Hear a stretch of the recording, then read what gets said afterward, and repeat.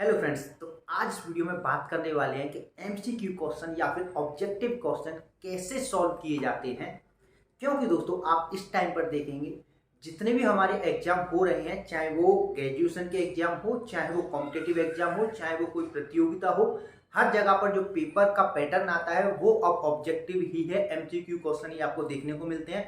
अब तो BA, BSc, BCom, BEd इन सभी में भी आपको ऑब्जेक्टिव क्वेश्चन ही देखने को मिल रहे हैं। तो बात अब यहाँ पर ये आती है कि जब हर जगह पर ऑब्जेक्टिव पेपर देखने को मिल रहे हैं तो ऑब्जेक्टिव पेपर को करने का सही तरीका क्या होता है जिससे कि हम मैक्सिमम नंबर ला सकते हैं।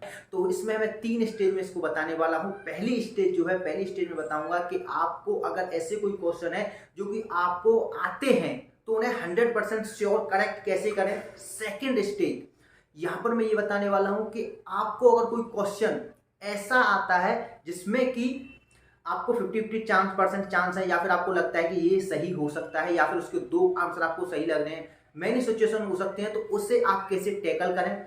तीसरी में यहाँ पर बताने वाला हूँ कि आपको क्वेश्चन बिल्कुल नहीं आता है तो उस क्वेश्चन को आप कैसे कर सकते हैं, उस पर भी आप कैसे नंबर ले सकते हैं, मतलब कि तुक्का कैसे लगाएं भैया। तो तुक्का लगाने के बारे में बताने वाले हूँ। तुक्का में तुक्के में नहीं बताऊंगा, यहाँ पर तुक्का आपको ये लगाना ऐसे बताऊंगा जो कि रिसर्च हुई है उन पर, जो कि प्रूव्ड है कि भाई इस तरीके से आप तुक्का लगाते हो तो मैक्सिमम चांस यही रहते हैं कि आपका जो क्वेश्चन है वो क्वेश्चन सही जाए, वो क्वेश्चन बिल्कुल करेक्ट आए। बिल्कुल करेक्ट तो नहीं कह सकते हैं, लेकिन और मैक्सिमम चांस उसके ये रहे कि आप उसमें नंबर हासिल करें। तो दोस्तों वीडियो में एंड तक बने रहिए, काफी इंटरेस्टिंग ये वीडियो होने वाली है। तो यहाँ पर अब हम बात करते हैं कि पेपर को किस तरीके से सॉल्व करें। तो दोस्तों सबसे पहले आपको जैसे ही आपके सामने पेपर आता है तो आपको सबसे पहला काम करना है वो ये है कि आपको पूरा पेपर रीड करना है, पूरा पेपर आपको पढ़ना है। पूरा पेपर पढ़कर आपको यहाँ पर 3 सिचुएशन उस पेपर की मिल जाएंगी। 3 से चौथी सिचुएशन आपको नहीं मिलेगी। पहली सिचुएशन के आपको उसमें से कुछ क्वेश्चन ऐसे मिलेंगे जो कि आपको बिल्कुल 100% श्योर होंगे कि भाई ये तो मुझे आते ही हैं। दूसरे आपको ऐसे क्वेश्चन मिलेंगे जिनमें आप कंफ्यूज हो जाएंगे कि भाई ये मैंने शायद कभी पढ़ा है, या फिर इसका ए भी आंसर हो सकता है, सी भी आंसर हो सकता है। और तीसरी स्टेज आपको कि भाई बिल्कुल नहीं, बिल्कुल निल है, ये तो हमें क्वेश्चन आते ही नहीं है। तो इन स्टेज के बारे में पहले बात किया था। तो अब यहाँ पर आपने ऐसे स्टडी किया तो आपकी 3 स्टेजेस आपके सामने आ गई। तो अब आपको मैं पहली स्टेज को करना बताता हूँ कि आपको जो क्वेश्चन बिल्कुल श्योर हैं कि हमें आते ही हैं उन्हें कैसे करें कि उनमें बिल्कुल भी गलती ना हो। तो उनका करने का तरीका ये है कि आप जो भी क्वेश्चन कर रहे हैं उस क्वेश्चन को पहले उसके क्वेश्चन को देखें, उसके ऑब्जेक्टिव को कभी नहीं देखें। तो उसमें मतलब कहना क्या चाहता हूं कि जैसे कि आपका ये पेपर है, अगर ऑफलाइन है या फिर ऑनलाइन है, तो आपको पहले अपना क्वेश्चन पढ़ना है। जैसे कि मैं एग्जांपल किया कि ताजमहल कहाँ पर स्थित है, तो ताजमहल कहाँ पर स्थित है, तो उसमें ना आप उसके ऑप्शन को ना देखें। आपके जो ऑप्शन होंगे जैसे कि आगरा होगा, दिल्ली होगा, अलीगढ़ होगा, फिरोजाबाद होगा, तो यहाँ पर इस प्रकार के ऑप्शन हो सकते हैं। तो आपको ना पहले क्वेश्चन देखना है। तो क्वेश्चन जैसे ही देखेंगे आपके माइंड में सबसे पहले ट्रिगर होगा कि यहाँ पर आगरा है इसका आंसर। तो आप जैसे ही अपने हाथ को हटाएंगे या फिर जो छिपे हुए आंसर हैं उनमें अगर आपको आगरा दिखता है तो आप आगरा को टिक कर दें, जिससे क्या है कि आपको 100% श्योर है कि वो क्वेश्चन आपका राइट जाएगा, वो क्वेश्चन अब आपका सही है। क्योंकि आपके माइंड में जब भी कोई क्वेश्चन का आंसर ट्रिगर होगा तब आपने कभी पढ़ा हुआ हो, पहले कभी आपने वो किया हुआ हो, अन्यथा की स्थिति में कभी कोई आंसर आपको ट्रिगर नहीं होगा। ये प्रूव्ड है, रिसर्च हुआ पड़ा है इस पर। ये जो मैंने बात बताई है, ये बात जो मैंने खुद नहीं बताई है, ये मैंने सुनी थी। आईएएस ऑफिसर है दीपक रावत सर, तो उनसे मैंने ये सीखा था। और फिर मैंने देन जब अप्लाई किया तो इसका रिजल्ट मुझे काफी ज्यादा मिला।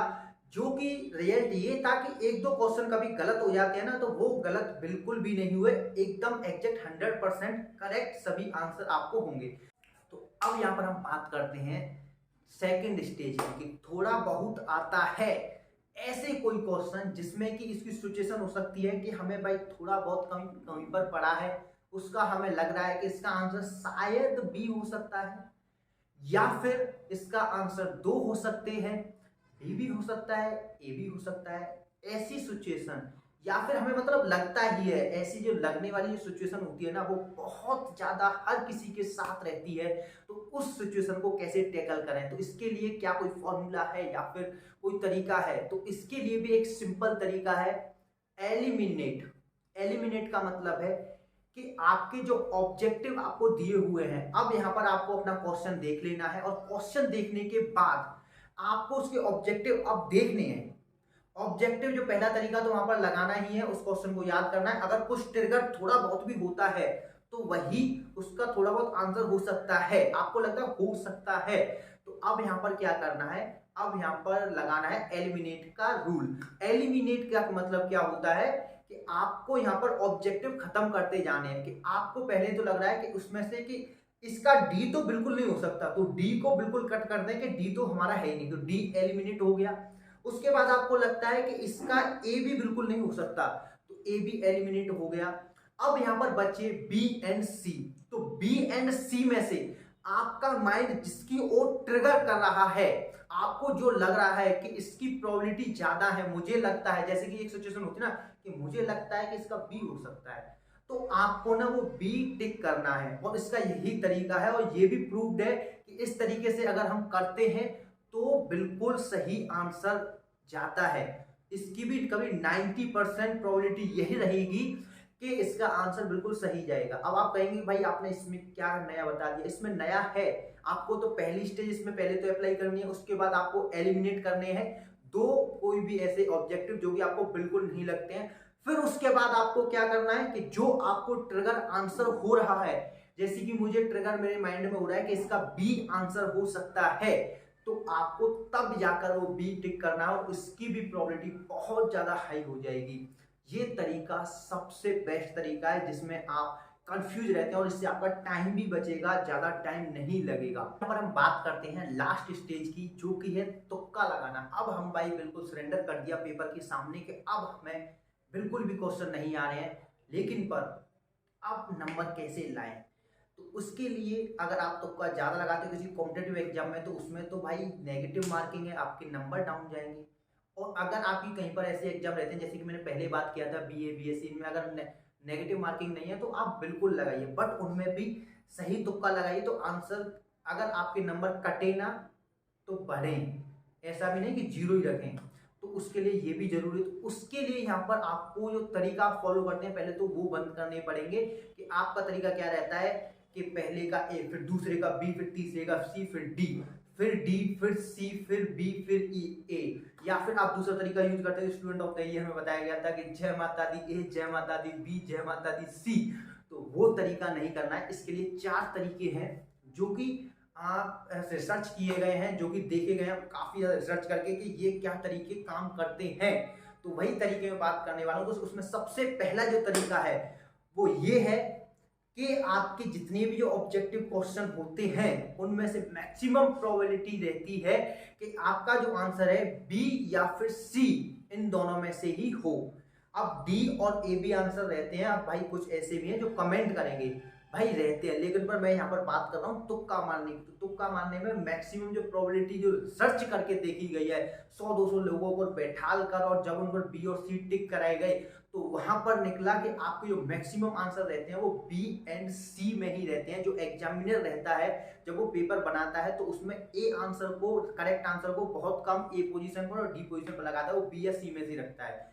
अब यहाँ पर आप बात करेंगे भाई अब आपने तो ये सिचुएशन क्रिएट कर दी है, उसके 2 आंसर कैसे, हमें तो एक आंसर देना है। तो उसमें भी मैक्सिमम प्रोबेबिलिटी ये रहती है कि आपका बी आंसर हो। तो आपको अगर ऐसी सिचुएशन लगती है तो उसमें से बी और सी को पहले तो तुक्का लगाएं। अगर आपका माइंड यहाँ पर ट्रिगर कर जाता है कि मुझे इसका सी लगता है, तो आप पहले उसको सी को लगा दें। अगर आपका माइंड बिल्कुल ट्रिगर कुछ नहीं कर रहा है, बिल्कुल आप न्यूट्रल हो, तो आपको वहां पर बी ऑप्शन टिक कर देना है। कुछ में आपको सी करना है, मैक्सिमम बी। दूसरा तरीका मैं बताता हूं। दूसरे टाइप के क्वेश्चन होते हैं जो कि नन ऑफ द एबव या ऑल ऑफ द एबव, ये 2 चीजें आती हैं। तो भाई इसका ना सीधा सिंपल तरीका है कि उसका आंसर ही वही होता है। अगर किसी क्वेश्चन में आपको दिख रहा है कि नन ऑफ द एबव या फिर ऑल ऑफ द एबव, तो वहां पर आंख मीच कर नन ऑफ द एबव या फिर ऑल ऑफ द एबव को टिक कर दो, वही उसका आंसर है। तो यहाँ पर एक सिचुएशन, दूसरी हमारा ये हो गया तुक्का लगाने का ऐसे क्वेश्चन में, जो कि इसमें ऐसी कोई सिचुएशन मिलती है। तो दोस्तों अब यहाँ पर तुक्का लगाने में तीसरी सिचुएशन की बात करते हैं। वो ये है कि अगर आपको कहीं पर ऐसा क्वेश्चन दिखता है जिसमें कि आपको ट्रू या फिर फॉल्स दिख रहा है, तो उसमें आपको जो प्रोबेबिलिटी देनी है, जो आपको प्रायिकता देनी है, वो है आपको ट्रू।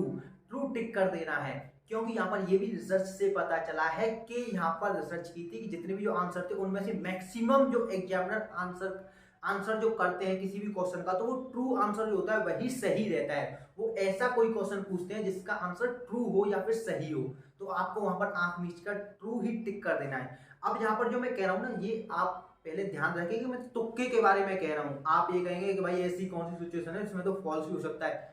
मैं यहाँ पर तुक्का जब लगाते हैं मैक्सिमम प्रोबेबिलिटी क्या रहने वाली है सही होने की, मैं उसके बारे में बात कर रहा हूँ। तो आपको ट्रू यहाँ पर सही रहने वाली है। चौथी सिचुएशन की हम बात करते हैं। एक सिचुएशन आपकी ऐसी हो सकती है, तुक्का लगाते टाइम पर ऐसा कोई क्वेश्चन हो सकता है जिसमें कि उसकी जो आंसर्स हैं सिमिलर हो। जैसे कि आप कोई मैथ का क्वेश्चन सॉल्व कर रहे हैं, तो वहां पर आपको जो आंसर है वो आपको देखने को मिलेंगे।